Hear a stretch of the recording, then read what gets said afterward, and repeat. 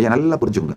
இன்ட்யூஷன்னா என்னன்னு சொல்றேன் கேட்டுக்கோங்க. இன்ட்யூஷன் எப்போதுமே சுத்த புத்தியிலிருந்து வெளிப்படுவது. அது எதிர்காலத்தை பற்றிய எந்த பயத்தையுமே கொடுக்காது.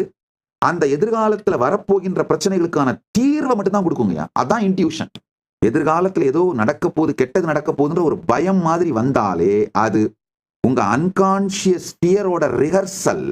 அன்கான்சியஸ் ஸ்பியர் உங்க ஃபியூச்சரை ப்ரெடிக்ட் பண்ணிட்டு இருக்கிறது. அதுதானே தவிர இன்ட்யூஷன் கிடையாது. இன்ட்யூஷனோட டெஃபனேஷனே என்னன்னா, எக்காரணத்தை கொண்டும் எந்த பயத்தையும் அளிக்காதுதான் இன்ட்யூஷன்.